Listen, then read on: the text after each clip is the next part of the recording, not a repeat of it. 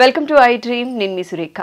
కంటి మసక సమస్యతో చాలా మంది బాధపడుతూ ఉన్నారు. అయితే ఇది తగ్గాలి అంటే ఇంట్లోనే ఎలాంటి రెమెడీస్ పాటించాలి ఇవాళ తెలుసుకుందాం. ఈరోజు మనతో పాటు ఉన్నారు ప్రముఖ నాన్ సర్జికల్ ఆయుర్వేదిక్ డాక్టర్, సురక్ష ఆయుర్వేదిక్ క్లినిక్ ఫౌండర్ డాక్టర్ పూర్ణ రాజేశ్వరి గారు. వారితో మాట్లాడదాం. నమస్కారం అండి. నమస్తే అమ్మా. ఎలా ఉన్నారు? బాగున్నామ్మా, థ్యాంక్ యూ అమ్మ. జనరలీ ఏంటి అంటే ఇప్పుడు కంటి మసక బారిపోయింది, బారిపోతుంది, మసకగా కనిపిస్తుంది అంటున్నారు. ఆపరేషన్స్ వరకు వెళ్తూ ఉన్నారు. అయితే ఈ సమస్య బారిన పడకుండా ఉండాలి అంటే ఎలాంటి జాగ్రత్తలు తీసుకోవాలంటారమ్మా ఒక ఆయుర్వేదిక్ డాక్టర్గా మీరు? అంటే కంటి గురించి సర్వేంద్రియాణం నయనం ప్రధానం అంటాం కదమ్మా. అంటే మనకి ఇంద్రియాలు పంచ జ్ఞానేంద్రియాలు, పంచ కర్మేంద్రియాలు అని చెప్పేసి 10 రకాల ఇంద్రియాలు ఉంటాయి అన్నమాట. సో ఇంద్రియాలు అంటే వాటి ద్వారా మనకి రిసెప్టర్స్, మనకి బాడీకి కావాల్సిన సెన్సేషన్ రిపర్. ఇది ఐస్ ఉన్నాయనుకోండి, చూపు చూడడం వల్ల మనకి చాలా నాలెడ్జ్ వస్తుంది, చెవులు వినడం వల్ల చాలా నాలెడ్జ్ వస్తుంది. మాస్టర్ చెప్పే పాఠాలన్నీ చెవుల్లో నుంచి కదా ఉంటాం. అలాగే నాలుక ద్వారా టేస్ట్ తెలుస్తుంది, చర్మం ద్వారా స్పర్శ, ఇలా అన్ని జ్ఞానేంద్రియాలు కర్మేంద్రియాల వల్ల మనకి రిసెప్టర్స్ అన్నమాట బాడీలో మనకి నాలెడ్జ్ని క్రియేట్ చేసేవి అవి. సో వాటిల్లో సర్వేంద్రియాణం నయనం ప్రధానం అంటాం. అంటే ఈ 10 రకాల ఇంద్రియాల్లో కళ్ళు చాలా ముఖ్యమైన. కళ్ళు ఒక్క చూపు చూస్తే మొత్తం నాలెడ్జ్ వచ్చేస్తుంది కదా. ఒక్కసారి కళ్ళు మూసుకుంటే అసలు ఏం కనబడదు, దేవుడు తప్పించి ఆ దైవత్వం శక్తి తప్పించి ఇంకా వేరే ఏం కనబడదు మనకి. సో అందుచేత ఏంటంటే కళ్ళని చాలా జాగ్రత్తగా కాపాడుకోవాలి. అది ఏంటంటే మనకి దురదృష్టం అనుకోవాలి. మనం చాలా అభివృద్ధి చెందుతున్నాం అంటే అసలు ఎంత నాలెడ్జ్ అంటే సో మచ్ ఆఫ్ నాలెడ్జ్ మనకి తెల్లారేసరికి వచ్చేస్తుంది. ఫోన్స్ ద్వారా కానీ, లేకపోతే టీవీ ద్వారా కానీ, న్యూస్ పేపర్ ద్వారా కానీ సో మచ్ ఆఫ్ నాలెడ్జ్ వచ్చేస్తుంది. అంటే మోర్ దెన్ సఫిషియెంట్ నాలెడ్జ్ అనమాట. సో అందులో కళ్ళతోటి ఎక్కువగా మనం నాలెడ్జ్ని, పేపర్ చదవాలన్నా కళ్ళే చూస్తాం, టీవీ చూడాలన్నా కళ్ళే అవసరం, నెట్లో ఏది ఇన్ఫర్మేషన్ కావాలన్నా కానీ, సెల్ ఎక్కువ వాడాలన్నా కూడా కళ్ళే ముఖ్యం అనమాట.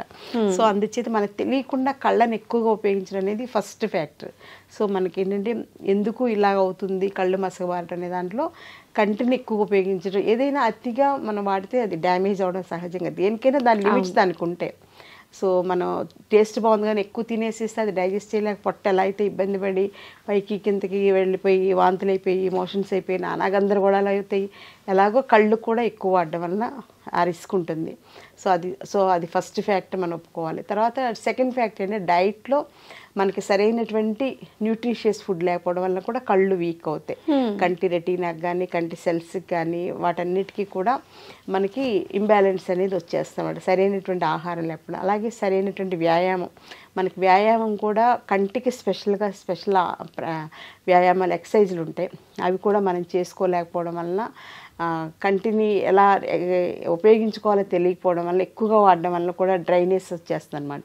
సో అది కూడా ఎక్సర్సైజ్ లేకపోవడం. అలాగే 5th పాయింట్ ఏంటి నిద్ర కూడా సరిగ్గా ఒక ప్రణాళికాబద్ధంగా సరిపడా నిద్ర, కంటి నిండా నిద్ర అంటాం కదా మనం. పెద్దవాళ్ళు వాడే ఒక్క పదం చూడండి, కంటి నిండా నిద్ర అంటే ఏంటంటే కంటికి సరిపడా నిద్రపోవడం వల్ల కళ్ళు రిలాక్స్ అవుతాయి, బ్రెయిన్ కూడా రిలాక్స్ అవుతాయి, మనం కూడా హ్యాపీగా హెల్దీగా ఉంటామని చెప్పేసి కంటి నిండా సుఖ నిద్ర అంటారు పెద్దవాళ్ళు. సో అందుచేత అది కూడా మనకి లేకపోవడానికి ముఖ్యమైనటువంటి కారణం ఏంటంటే సెల్ ఫోన్స్ అనమాట. సో సెల్ ఫోన్స్ మనకి మెయిన్ కారణం. కంటికి ఒక దెయ్యం లాంటిది, ఒక ఈవిల్ లాంటిది ఏంటి అంటే సెల్ ఫోన్ అనమాట.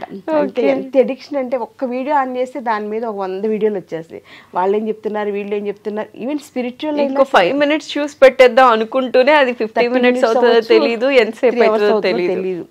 అదే దాని మీద ఈ ప్రవచనాలు చెప్పేవాళ్ళు ఏం చెప్పారని చూస్తే ఇంకోటి వచ్చేసి అలా ఇదేంటి అలా వింటూ ఇంకా నిద్ర ఉండదు, ఇంకేం ఉండదు అనమాట. సో అది మెయిన్ కారణం. అందుచేత అవి వదలడం అనేది, నిదాన పరివర్జనం అనేది చాలా ఇంపార్టెంట్. ఆయుర్వేదంలో ఏంటంటే ఏదైనా ఒక ప్రాబ్లం వస్తుందంటే దానికి కారణం ఏంటనేది మనకే అర్థమవుతుంది మనం దృష్టి పెడితే. అంటే యాజ్ ఏ పేషెంట్కి అర్థమవుతుంది ఎక్కడ ప్రాబ్లం ఉంది. ఇప్పుడు సపోజ్ సైనసైటిస్ కానీ, ఆస్మా కానీ ఇలాంటి ప్రాబ్లమ్స్ ఉన్న వాళ్ళకి కారణం ఏంటని ఆలోచిస్తే చలిగాలికి ఎక్స్పోజ్ అవ్వడం, వర్షానికి ఎక్స్పోజ్ అవ్వడం, లేదా చల్లటివి ఫ్రిడ్జ్లో ఎక్కువ వాడడం, కూల్ డ్రింక్స్ ఎక్కువ వాడడం, ఇవి ముఖ్యమైనటువంటి కారణాలు కదా. సో ఆ కారణాలు అవాయిడ్ చేసేస్తే వాళ్ళ సగం జబ్బు తగ్గిపోతుంది అనమాట. అలాగే కంటి చూపు మసకబారడానికి ముఖ్యమైనటువంటి కారణం ఏంటని ఆలోచిస్తే ఈ సెల్ ఫోన్స్ ఎక్కువ వాడడం, లేదా ఆడవాళ్ళు అయితే టీవీ ఎక్కువగా చూస్తూ ఉంటారు. ఇంకా అలా సీరియల్స్కి అడిక్ట్ అయిపోయి చూసేస్తూ ఉంటారు కదా. ఇవాళ ఏమైందో, రేపేమంటాడో, రేపేమవుతుందో అని చెప్పి ఏవో ఉంటాయి కదా, ఎవరి ఇది వాళ్ళది. సో అందుచేత అవి వాడడం ఒక కనీసం 50%కి ఫస్ట్ డే స్టార్ట్ చేసేస్తే తర్వాత 60%, 70% అలా పెంచుకుంటూ వెళ్ళి 10% దగ్గర జస్ట్ మనకి ఏదో ఒకటి ఎంటర్టైన్మెంట్ ఉండాలి కాబట్టి అంతవరకే బాండ్ అయిపోయి ఉండాలన్నమాట. అది ఫస్ట్ పాయింట్. ఇంకా తర్వాత ఆయుర్వేదం ఏంటంటే రెజ్యూనేట్ చేసేటువంటి గుణం ఆయుర్వేదం ఒక్కదానికే ఉంది వైద్యానికి. మీరు బయట ఇచ్చేసిన రిపేర్ చేస్తారు. డాక్టర్స్ బయట ఏంటంటే జ్వరం వస్తే దానికి పారాసెటమాల్ టాబ్లెట్స్ ఇవ్వడం ఇలాంటివి ఏవో చేస్తారు, లేకపోతే యాంటీబయాటిక్స్ వాడతారు, లేకపోతే స్టెరాయిడ్స్ వాడతారు, ఇంకా అవసరం అంటే సర్జరీ చేసి రిపేర్ చేసేస్తారు. ఆ శాస్త్రానికి అంతవరకే లిమిటేషన్ ఉంది. కానీ ఆయుర్వేదానికి అలా కాదు. ఆయుర్వేదానికి ఏంటంటే లైఫ్ని ఇచ్చేటువంటి శక్తి ఉంది, అంటే రెజ్యూనేట్ చేసేది, రిపేర్ చేసేటువంటి శక్తిని 10 times మనం పెంచుకోవచ్చు అనమాట. రెజ్యూనేట్ చేయడం అంటే రీజనరేట్ చేయడం. కంటి సెల్స్ ఇప్పుడు మనకి ఇవి రెటినా సంబంధించిన సెల్స్ అని చెప్పేసి, లేకపోతే లెన్స్లో డ్యామేజ్లని, ఇవన్నీ కూడా మళ్ళీ మన సెల్స్ని రెజ్యూనేట్ చేసే శక్తి ఆయుర్వేదంలో ఉండేటువంటి మెడిసిన్స్ కానీ ఆయుర్వేద పంచకర్మ ట్రీట్మెంట్స్ కానీ ఆ శక్తి ఉంది. కాబట్టి మా దగ్గర ఇప్పుడు మయోపియా, కంటి చూపు మసబారంతో వస్తుంటారు కదా, లాంగ్ సైట్, షార్ట్ సైట్ అని, వాటిని కూడా మేము ఆయుర్వేదిక్ పంచకర్మ ట్రీట్మెంట్స్ తోటి అక్షి తర్పణం అని, ఆస్ట్యోతనం అని, నస్యకర్మ ఇలా రకరకాల ప్యాకేజెస్ ఉంటాయి. వాళ్ళకి వాళ్ళ స్టేజ్ని బట్టి ప్యాకేజ్ తోటి సెట్ చేస్తే పిల్లలకి చిన్నప్పుడు ఇంత సోడా బుద్ధి అద్దాలతో తిరుగుతూ ఉంటారు కదా 6th class 7th class, వాళ్ళకు కూడా మనం అద్దాలు మాన్పించేయచ్చు అనమాట. కండిషన్స్ అప్లై ఏంటంటే వాళ్ళు సెల్ ఫోన్స్ వాడకూడదు, పుస్తకాలు చదువుకోవచ్చు, స్కూల్లో బుక్స్ చదువుకోవచ్చు, కానీ సెల్ ఫోన్స్ వాడడం, టీవీ 100%. అప్పట్లో పాత రోజులన్నీ టీవీ చూడొద్దని చెప్పేవాడు. ఇప్పుడు ఏంటంటే కంపల్సరీగా సెల్ ఫోన్ వాళ్ళకి లేకుండా చేసి మనం ayurvedic line of treatments plan చేస్తే మయోపియా లాంటి ప్రాబ్లమ్స్ తగ్గించవచ్చు. అలాగే పెద్దవాళ్ళకి వచ్చేటువంటి మ్యాక్సిలరీ డీజనరేషన్ అని చెప్పేసి, ఇంకా డయాబెటిక్ రెటినోపతి అని చెప్పేసి, తర్వాత ఐస్ కూడా స్పెషల్గా ఆటోఇమ్యూన్ డిజార్డర్స్ వస్తున్నాయి, రెటినైటిస్ పిగ్మెంటోజా అని చెప్పేసి, ఇలాంటివి కూడా మనం ఆయుర్వేదిక్ లైన్స్లో రెజ్యూనేట్ చేసేలాగా, మళ్ళీ రీజనరేట్ చేసేలాగా సెల్స్ని, బాడీని కూడా, అంటే కంటి సెల్స్తో పాటుగా బాడీని కూడా రీజనరేట్ చేయాలి మనం. కంటిలో ఒకటే బాగు చేస్తే సరిపోదన్నమాట. కొన్ని కేసులకి శరీరంలో ఉండేటువంటి మిగిలినటువంటి సిస్టమ్స్ డీజనరేషన్ కూడా రీజనరేషన్ చేసేలాగా ఆయుర్వేదిక్ లైన్స్ బ్రహ్మాండంగా చేసుకోవచ్చు. సో అంటే ఆయుర్వేదం అనేది ఏదో చిట్కా వైద్యమో లేకపోతే ఏదో చిన్న మందులు వాడేస్తే సరిపోతుంది అనేది ప్రివెంటివ్ కేర్లోకి వస్తుంది. గృహ వైద్యంగా ప్రివెంటివ్ కేర్గా మనం అలా చేసుకోవచ్చు. కానీ అట్ ది సేమ్ టైం ఎంత బ్యూటిఫుల్ ప్రాబ్లం అయినా సరే అంటే అసలు నా జీవితం నాకు 81లో ఆయుర్వేదం నా జీవితంలోకి ఎంటర్ అయింది. నేను 81లో మెడిసిన్ జాయిన్ అయ్యాను. మా బ్యాచ్ నుంచి ఎంసెట్లో ఎంట్రన్స్ పెట్టేసి సెలెక్షన్ అనేది స్టార్ట్ చేశాను. ఆ రోజు నుంచి ఇప్పుడు 2024 అంటే మోర్ దెన్ నియర్లీ 45 years అయిపోయింది. ఇంకా నాకు ఆయుర్వేదం నేర్చుకోవాలి, ఇంకా దాని మీద రీసెర్చ్ చేయాలి, ఇంకా పేషెంట్స్కి ఏదో చేసేసేయాలి, ఆయుర్వేదం వల్ల మంచి రిజల్ట్ ఇవ్వాలి, బెస్ట్ రిజల్ట్ ఇవ్వాలి, అన్నీ తగ్గించేసేయాలి, అంటే అనారోగ్య సమస్యలతో ఎక్కువ మంది బాధపడకూడదు చేసేయాలంటే including cancer. So autoimmune disorders కానీ ఇంక్లూడింగ్ క్యాన్సర్ అనేవి భయంకరమైనటువంటి వ్యాధులు, డయాబెటీస్ కన్నా చాలా పెద్ద ప్రాబ్లమ్స్ అన్నమాట. ఇప్పుడు వాటికి కూడా నేను ఆయుర్వేదిక్ లైన్స్లో బ్రహ్మాండంగా చేస్తాను. అలాగే సెరిబ్రల్ పాలసీ పిల్లలు, నడవలేని పిల్లలు, మాటలు రాని పిల్లలకు కూడా మంచి మంచి ట్రీట్మెంట్స్ తోటి 3 to 6 monthsలో నార్మల్ చైల్డ్ అవుతున్నారు. సో ఇలా రిజోనేట్ చేసేది, రీజనరేట్ చేసేది, డీజనరేషన్ తగ్గించేటువంటి వైద్య వ్యవస్థ ఏది అంటే ఆయుర్వేదం. సో ఎందుకంటే అది దైవానికి సంబంధించిన వైద్యం కాబట్టి, దేవలోకంలో ఉన్నటువంటి వైద్యాన్ని భరద్వాజ మహర్షి మన భూమి మీద తీసుకొచ్చారు. అంత గొప్ప శాస్త్రం కాబట్టి అందులో అంత వైబిలిటీ ఉంది. ఇన్ని 5000 సంవత్సరాలైనా ఛాలెంజింగ్గా ఇప్పటికీ బ్రహ్మాండంగా చేస్తున్నాం, సర్వైవ్ అవుతున్నాం.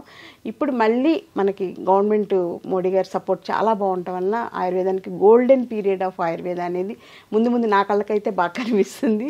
సో కంటి చూపు మీరు అడిగినట్లుగా మసకబారడం, వీటికి సింపుల్ రెసిపీస్ ఇంట్లో చేసుకునేది ఏంటి అనేది మనం గృహవైద్యంగా కూడా కొన్ని చెప్పాలి. ఎందుకంటే అవి పాటిస్తేనే వాళ్ళకి దాని మీద నమ్మకం అనేది కలుగుతుంది. అందుచేత దానికి ఏంటంటే రోజు పొద్దున్నే ఉసిరి చూర్ణం ఒక 1/2 స్పూన్ ఉసిరి చూర్ణం తీసుకుని అందులో కొంచెం తేనె కలుపుకొని పొద్దున్నే పరగడుపున నోట్లో 4కి అప్లై చేసుకుని నెమ్మదిగా చప్పరిస్తూ మింగేసేయాలి. ఉసిరి చూర్ణం అనేది చాలా ఇంపార్టెంట్ అమ్మ. అలాగే ఉసిరి సిరప్ అని బయట దొరుకుతుంది, అదైతే 1000sలో ఉంటుంది, వేస్ట్ అంత డబ్బులు ఖర్చు పెట్టడం.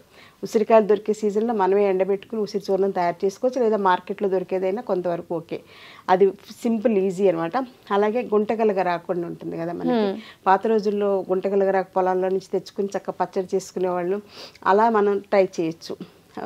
గుంటగలగరాకు పచ్చడి తినలేమంటే అందులో నేనైతే కొంచెం గోంగూర కూడా వేసేసి పచ్చడి చేస్తాను అనమాట. గుంటగలగరాకు గోంగూర కలిపి పచ్చడి అయితే పిల్లలు కూడా, మా అబ్బాయి కూడా హ్యాపీగా తినేస్తాడు. మా అబ్బాయికి ఎలా మంచి ఫుడ్ పెట్టాలని నేను మ్యాక్సిమం ట్రై చేస్తున్నాను. ప్రతి తల్లికి అది కోరిక కదా. నెక్స్ట్ థర్డ్ పాయింట్ ఏంటంటే, ఇంకా కళ్ళను కూడా ఉసిరికాయ నీళ్ళతోటి కడుక్కోవడం. ఉసిరికాయలు రాత్రిపూట నీళ్ళలో నానబెట్టేసి తీసుకుని ఉంచుకుని ప్రొద్దున్నే లేచినంటే మనం ఎలా అయితే టంగ్ క్లీన్ చేసుకుంటాం అలాగా కళ్ళని ఉసిరికాయ నీళ్ళతో కడుక్కుంటే ఇక్కడ ఉండేటువంటి బ్యాడ్ ఇదంతా కూడా బయటకు వచ్చేస్తుంది. అలాగే రాత్రిపూట పడుకునేటప్పుడు కొంచెం చల్లటి కర్చీఫ్ని నీళ్ళలో ముంచి దాన్ని ఇలా కంటి మీద వేసుకోవడం వల్ల కంటి మీద ఏంటంటే వేడి ఎక్కువ ఉంటుంది. కంట్లో ఆలోచక పిత్తం అని మనకు 5 రకాల పిత్తాలు ఉంటాయి శరీరంలో. కంట్లో ఉండేది ఆలోచక పిత్తం అనమాట. ఆ పిత్తాన్ని మనం ప్యాసిఫై చేయాలంటే, తగ్గించాలంటే కంటి మీద చల్లటి క్లాత్ వేసుకుని ఉంచుకుంటే కొంతవరకు ఉపయోగపడుతుంది. అలాగే కంటికి హెయిర్ డైస్ కూడా వాడడం మానేయాలి. దానివల్ల కంటి చూపు మెరుగుపడుతుంది. కంటికి చూపు మెరుగుపడాలంటే హెయిర్ డైస్ వాడడం మానేయాలి. సో హెయిర్ డైస్ వల్ల అంత సైడ్ ఎఫెక్ట్స్ ఉన్నాయి కాబట్టి అది కూడా కేర్ తీసుకోవాలి. అలాగే షాంపూస్ కూడా మంచివి కాదు, ఇప్పుడు కెమికల్ బేస్డ్ కాబట్టి కుంకుడుకాయలతోటి తలస్నానం చేయడం ఇలాంటివన్నీ కేర్ తీసుకోవాలి.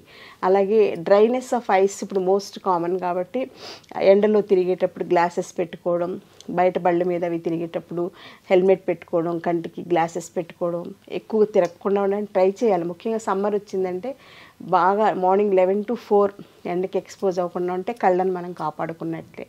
అలాగే ఆహారంలో కూడా ఫ్రైస్, పికిల్స్, నాన్ వెజ్ తగ్గించుకుని ప్రతిరోజు భోజనంలో ఉసిరికాయ పచ్చడి, మనకి పాత రోజుల్లో నల్ల పచ్చడి అని ఉండేది కదమ్మా. ఉసిరికాయ పచ్చడి పట్టేశాక దంచేసి చేసుకున్నాక అది నల్లబడిపోద్ది, రోజు రోజుకి ఎర్రగా ఉండదు. సో దాని పేరే నల్ల పచ్చడి అనమాట. అది రోజు ప్రొద్దున్నే తీసుకోవడం వల్ల, మొదటి ముద్దలో అది వేసుకుని తీసుకోవడం వల్ల కంటి చూపు చాలా బాగా మెరుగుపడుతుంది. సో ఈ రకంగా చిన్న కేర్ ఇంట్లో చేసుకుంటూ పెద్ద ప్రాబ్లమ్స్ ఉన్నప్పుడు దీనికి ఇంతేలే పరిష్కారం లేదు అని వదిలేయకుండా ఆయుర్వేదిక్ డాక్టర్స్ ఉన్నారు. ఆయుర్వేదం ఇప్పుడు శాస్త్రీయంగా చేసి రీసెర్చ్ చేసి నాకన్నా ఇంకా ఎంథ్యూజియాస్టిక్ చేసేవాళ్ళు బోల్డ్ మంది డాక్టర్స్ ఉన్నారు. అలాంటి వాళ్ళ సంరక్షణలో కంటి చూపుని మళ్ళీ మనం కాపాడుకోవచ్చు. ఇందాక చెప్పినట్టు సర్వేంద్రియాణం నయనం ప్రధానం కాబట్టి కంటిని మనం పాపలా కాపాడుకుంటే కంటి పాప మనకి జీవితానికే వెలుగునిస్తుంది.